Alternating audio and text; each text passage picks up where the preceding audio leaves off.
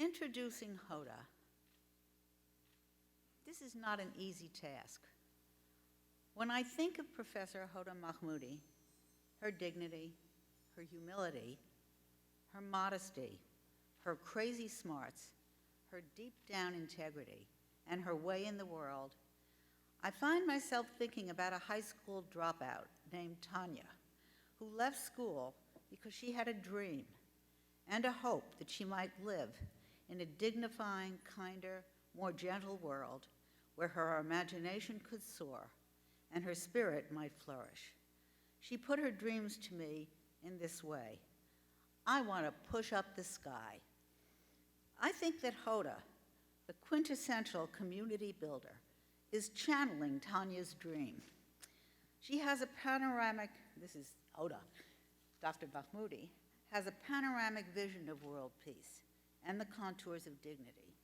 She convenes networks of previously uncommunicating scholars, teachers, students, policymakers, planners, and asks them to imagine how the world might become a kinder and gentler place. She fashions courses of study and curriculum transformation initiatives that expand and refine what is knowable, imaginable, doable, and essential. She is a relentless architect of learning communities that breach boundaries of nation states, cross disciplinary divides, and transcend stereotypes.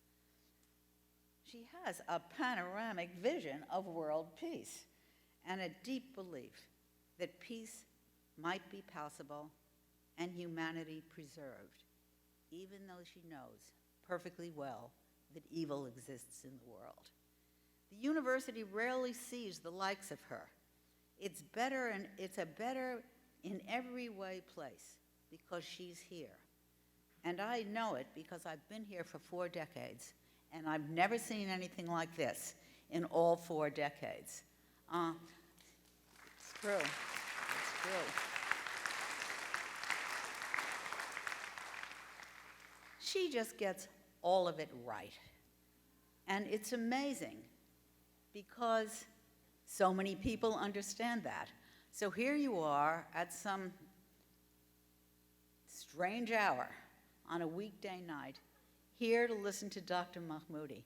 And I think that's really smart to do such a thing. My friend Hoda is indeed a sky pusher.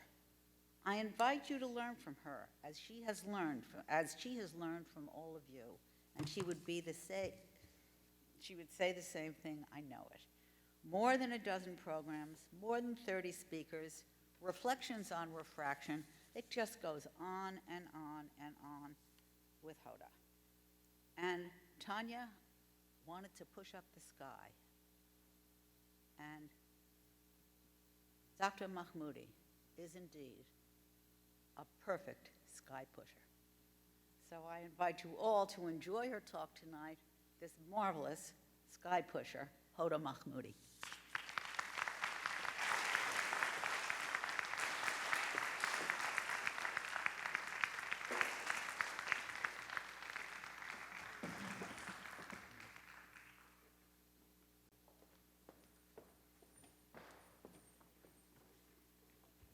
What do you do with a friend like Barbara?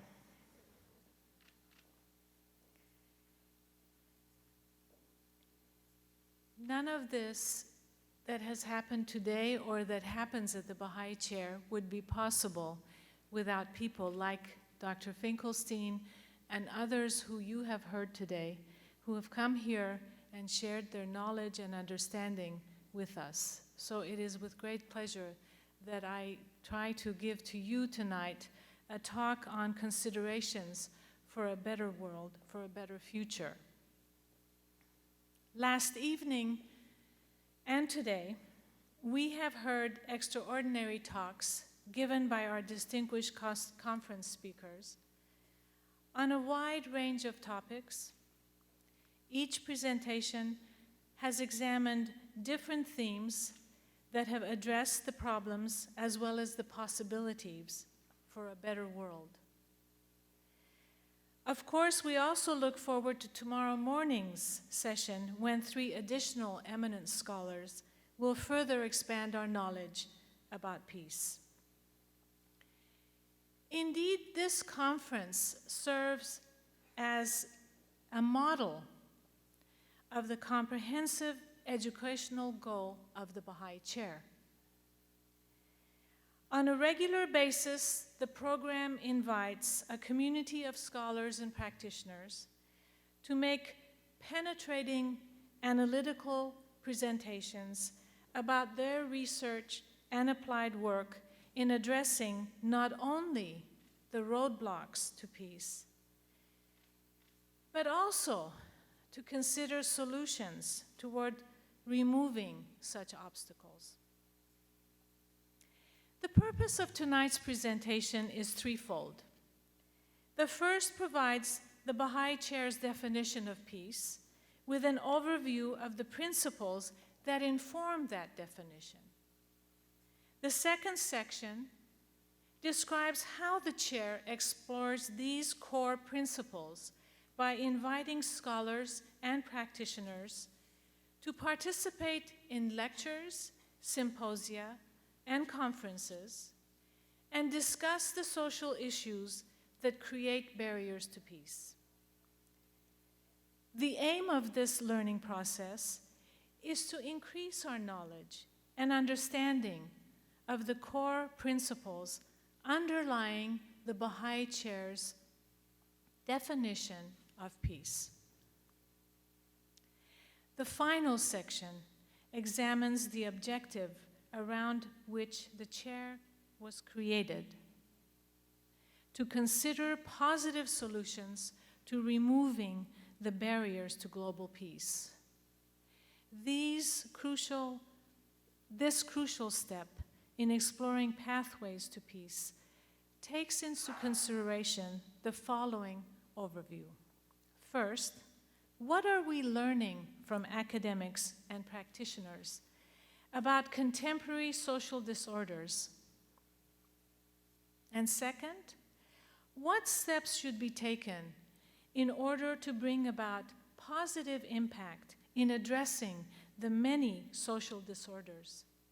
In other words, what are the steps that we should be taking in order to create positive solutions to the problems faced by humanity as a whole? So I'll now move to the first section, definition of peace and its principles. The aim of the Baha'i Chair for World Peace is to create a learning community in which participants are invited to examine the complexity that surrounds the vast and complex topic of peace. Within this context, learning takes place through a process-oriented, dialogic, and reflective inquiry, whereby the study of a body of knowledge results in practical means for the betterment of the human condition. Viewing peace as far more than simply the elimination of war or the prohibition of weapons and methods of war, the Baha'i Chair draws insights from the shared human values, ethical and moral considerations, which are the foundation for an education for peace. Equally important to this foundation is the study and the development of a sound scientific basis of knowledge drawn from any and all fields of study that can advance a more peaceful world and greater happiness for humanity. The definition of peace that informs the work of the Baha'i Chair is drawn from a core set of Baha'i principles. I would like to take a few minutes to outline them as they represent the framework for the work of the Chair. At the center of these principles is the recognition of the awareness of humanity as a single unit, a complex but highly integrated and interconnected web comprised of all peoples of the world residing in a global homeland. The definition of peace, as laid out by these principles, does not exclude any segment of any society. It encompasses the whole humanity, regardless of nationality, race, gender, religion, no religion, socioeconomic status, and other such categories. Other key principles that inform the definition of peace include the removal of all forms of inequalities, such as the scourge of prejudice and racism, gender inequality, economic disparity, and the lack of universal education. The principles also include the importance of addressing the tensions and divisions caused by religious conflicts and a growing culture of hate. They further address the importance of upholding justice and fairness and denounce all forms of oppression and corruption. Other principles that define peace concern the responsibility of world leaders in adopting a workable system of collective security based on their shared commitments to respond to and prevent conflicts and aggressions perpetrated by any one or set of nations. These principles also consider the need for the creation of an internationally, democratically elected body representing all the nations of the world in order to manage conflicts that arise between states and prevent their further escalation. Finally, among the barriers to peace is the inability of people from different nations and regions of the world to communicate with one another. And to address this issue, the principles encourage the adoption of an auxiliary international language in order to facilitate intercommunication and dispel misunderstandings which the barriers of language have caused in the world, and to enhance communication and consultation among the peoples of the world. Although by no means an exhaustive list, these principles provide a plan of action that supports and advances the goal for peace. These principles have implications both for moral behavior and the foundations of moral structures. They also take into consideration the importance of spiritual values while exploring solutions to disorders that prevent the possibility of peace. Taken as a whole, these principles represent what the Baha'i chair refers to as an integrative approach to peace. The approach is non-exclusive. It is a holistic approach that links together the social, material, and spiritual progress of society.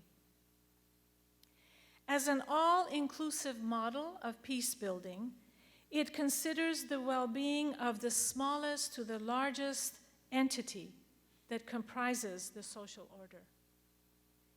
This includes the complex nexus of individuals, communities, institutions, and governments. Likewise, the process respects and appreciates the importance of protecting diversity of peoples and cultures throughout the world, while embracing and safeguarding diversity and respecting identities. The process explores our common collective human values. The perspective acknowledges and appreciates the fact that as a single humanity inhabiting a single planet, our responsibilities to one another play a central role in advancing measures that lead to the possibility of a more peaceful world. The Baha'i Chair considers the role of education and knowledge, as well as scientific inquiry and research, as central to understanding this integrative model for global peace. This approach significantly values tapping into learning process that appreciates the role of knowledge and focuses on the cultivation of a sense of human honor and dignity as the means to prevent the act of evil and injustice. Moral values and ethical convictions of right and wrong, of righteousness and justice, are considered essential features of a learning process that explores the creation of a better world. The charge of the Baha'i Chair as an academic program at the University of Maryland, and as described in its founding document, to initiate public forums for discussing the issues proposed in the statement of the Universal House of Justice, the promise of world peace, the contents of the statement provide the guiding charter for the work of the chair. To address the definition of peace, the program at the Baha'i Chair utilizes the strength that an interdisciplinary and multidisciplinary program can offer to the study of world peace. What do I mean by this? The best way that I can answer that question is to move to the next section of this presentation, which examines the manner in which the Baha'i Chair, through its programmatic aims, unfolds and shapes its vision for an integrative peace. The chair is currently engaged in an intensive, highly intensive process of learning in order to explore these core principles that I just outlined and the impediments to peace. As knowledge is generated about various aspects of these principles, so too is the search for their potential solutions. The model of learning engages a community of scholars and practitioners who are invited to the chair to present their work, both research as well as application, and discuss their findings regarding the various social issues that are impediments, barriers to peace. Over the past 2 years, the program has invited more than 30 speakers to offer lectures on a wide range of topics. The topics fall under 6 designated thematic series. These series explore the principles that define peace from the Baha'i Chair's perspective. And they are up on the screen, but I'll read them. Structural racism and the root causes of prejudice, empowerment of women in peace, solidarity across differences, overcoming challenges of globalization and the environment, frontiers of globalization and governance, and human nature. As you can see, the topics cover a wide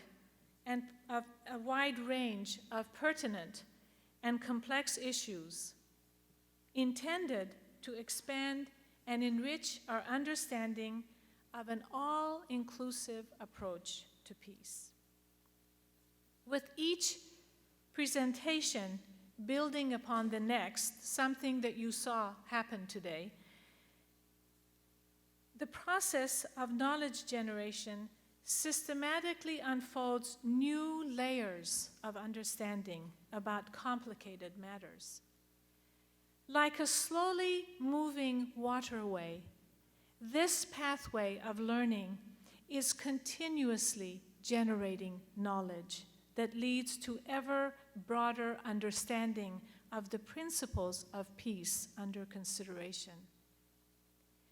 I would now like to share the depth of learning that is taking place at the Baha'i Chair as it invites scholars to address some of the topics I just outlined above. In 2013, the chair hosted a conference called Reflections on Human Dignity. 8 speakers, representing multiple disciplines, examined the meaning and concept of human dignity. Professor Barbara Finkelstein, you may know her, was one of the speakers, a historian of education at the University of Maryland. She spoke about dignity within the classroom. I want to read her quotation, a quotation from her paper about what she said. What is to become of this new world of unrelenting pluralism, complex border crossings, and deterritorialized networks of association? Will young people in possession of alternative habits of heart, mind, and association learn to honor rather than demean one another? Will they learn to approach one another with respect rather than suspicion? Will they learn to celebrate rather than fear and eradicate diversity? Will they learn to live as inhabitants of a dystopian world of chaos, brutality, contest, and humiliation? Or as members of a more peaceable global kingdom where indignification informs the social and cultural practices of everyday life, and each person has somehow learned to become an agent of dignity? Professor David Palmer, an anthropologist at the University of Hong Kong, spoke about the models of religious pluralism in China, raising the following question: can we see world peace as the formation of a new composite, not simply as the absence of conflict between two units, but as the formation of a new body composed of diverse elements in dynamic relation with each other? Professor Jennifer Eberhardt, social psychologist at Stanford University, who recently received the MacArthur Genius Grant, gave a lecture on race, perception, and policy. This was in our series on structural racism. She observed, the mere presence of a black face enhances people's ability to detect degraded images of weapons. The more people associate blacks with incarceration, the more likely they are to support punitive policies that produce severe racial disparities. And these disparities are often at the root of bias. Dr. Patricia Romero Lanco, sociologist at the National Center for Atmospheric Research, spoke about urbanization and the link between climate change and food security. She observed, if we don't do anything to mitigate and to reduce emissions now, climate change will impose limits to adaptation. I believe, she said, in human nature and in our ability to overcome challenges. And I hope we can work together to make sure we see this coming and do something to avoid it. Professor of Education at the University of New York, Professor Pedro Noguera, speaking on racial inequality in American education policies, Practices and Politics, observed, our public schools are by far the most accessible institutions in the country today. The only institution that accepts all children, regardless of their background. At the same time, we provide an education that is profoundly unequal and that corresponds to not only where you live and how much we spend on your education, but also who you are. Professor Fruma Zaks, a historian from the University of Haifa in Israel, spoke about the activities of Arab women during times of conflict, and in particular, their protest during their earliest phase of the civil war in Syria. She observed, "It is difficult to determine a paradigm that will describe women's behavior in conflict. The responses of women to the Syrian uprising are indeed pluralistic. The path of Syrian women to equality is stretched. But as long as the violent struggle continues, women will probably not take part in it." Professor Michael Kimmel, Distinguished Professor of Sociology and Gender Studies at Stony Brook University in New York, spoke about gender inequality, saying, "While women's work, home, and social lives have changed dramatically in 40 years, the ideology of masculinity has not changed." Dr. Gloria Teki, a medical doctor who practices medicine in the largest hospital, one of the largest hospitals in the world, in Soweto, South Africa, raised questions about the responsibility of a community and individuals in that community to the well-being of each other. She asked, how do we empower the individual so that he or she can contribute to this community? What is the responsibility of the community to each individual? What is the responsibility of each individual to the community in ensuring that the community progresses, advances, and that spiritual and social progress for all the people that make up the community is ensured?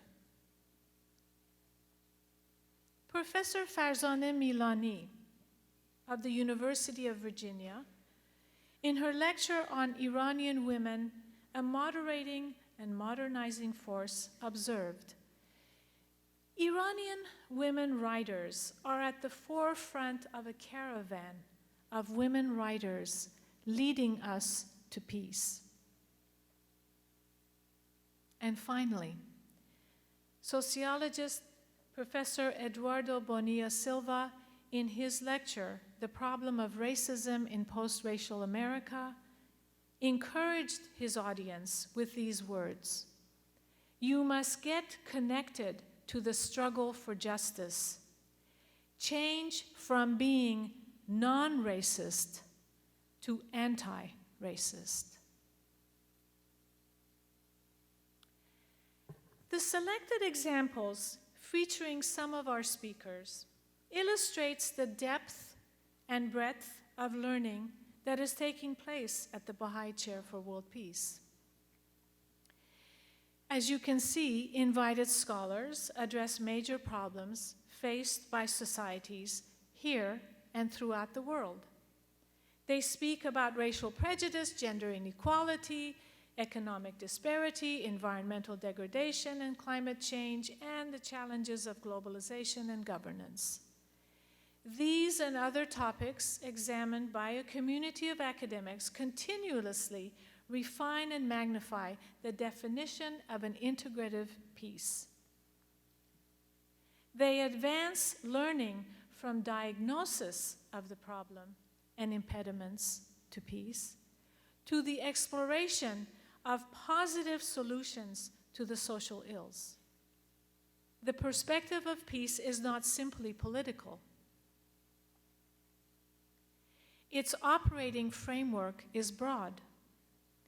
The principles that I have outlined in the first section of this presentation are comprehensive and deal with issues not commonly associated with peace. So now I come to the last section of my talk, In Search of Solutions, I call it. In the final section, I will briefly outline the contributions that the Baha'i Chair is making in collaborating with others to investigate and support solutions to the problematic of peace. The generation of knowledge gained from academic discourse and analysis provides a framework by which the Chair, in partnership with others, pursues essential steps toward the creation of positive solutions. Here the challenge is one of tackling the problems by taking the positive steps toward applying solutions that address the broader issue of peace. And this is not easy. It requires a long and continuous process of learning. A few examples will illustrate this phase of the work of the Chair. The first example falls under the series on structural racism and the root causes of prejudice. Considered one of the central social issues confronting the American society today, the damage inflicted by racism on the human soul and spirit is absolutely intolerable and unacceptable. Therefore, the Chair is pursuing steps in considering policies and procedures that can generate positive solutions in the elimination of structural racism. A few vital interventions with direct impact on structural racism include changes capable of bringing full equity and access to education, to health care, to economic opportunities, address the injustices of the criminal justice system, and promote the well-being of families. The series on the empowerment of women and peace studies the global challenge of gender equality. In particular, the Chair is interested in policy and measures that address gender inequality. What are we learning about the impact of positive socialization and education that instills personal responsibility in both men and women toward promoting gender equality? What role do religious and government leaders, university and college leaders, leaders in the private and public sectors, teachers and caregivers, fathers and mothers, brothers and sisters have in promoting gender equality? What policies are we currently lacking? Which interventions are currently successful? I will give one more example: climate change. Climate change is the focus of our series on overcoming the challenges of globalization and the environment. Perhaps no other global disorder is on the scale of climate change. It cannot be solved by efforts on the part of one or two countries or a particular region of the world. It affects the planet and humanity as a whole. It is truly a global problem, and it's truly global in nature. So climate change requires a realistic global policy. The nations of the world certainly have responsibilities to each other and to the people that they serve, and to the peoples of the whole planet as a collective. And the nations have a responsibility together to address this problem, regardless of what kinds of measures it might require. Likewise, the private sector. What should private sector companies do in this regard? They have a fundamental role to play. They have to make hard choices in providing sound interventions towards controlling the downward spiral of the planet's environmental decline. A global policy about climate change most certainly should take into consideration a fair quota system that includes the willingness of the international community to adopt measures towards reversing the dangers posed by climate change. There are no easy answers to this problem, but engagement in search for solutions to this and other problems outlined above is the central goal of the Baha'i Chair. These three examples provide the method by which the Chair examines steps towards locating solutions to the construction of a better world, better societies, better communities, and really the happiness of the peoples of the world. So in concluding, I would say that the ultimate aspiration of the Baha'i Chair is to explore new frontiers of learning about peace. The objective of this journey is to push forward the horizon, to view the possibilities before us. I'd like to quote the Czech writer, philosopher, and statesman Václav Havel, who made a very thought-provoking observation about the possibilities and choices before us. He says, consciousness precedes being, and not the other way around. For this reason, the salvation of this human world lies nowhere else than in the human heart, in the human power to reflect, in human modesty, and in human responsibility. Without a global revolution in the sphere of human consciousness, nothing will change for the better in the sphere of our being as humans.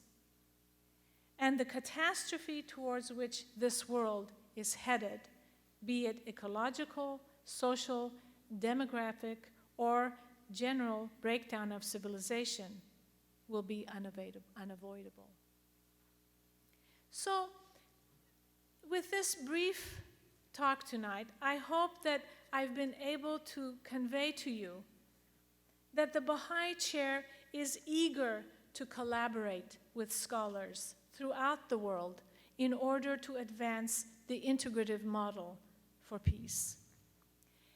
In the years to come, the Baha'i Chair for World Peace will conscientiously do its part to advance the process of peace building in its particular arena of influence. It will call upon scholars, students, anyone who is interested in this journey to address difficult issues and challenges that lie ahead. The Chair will strive to generate and apply knowledge towards repairing the world, to gradually eliminating the inequalities, the violent atrocities, the unbearable human suffering, restoring equilibrium to every facet of the global community. Thank you very much.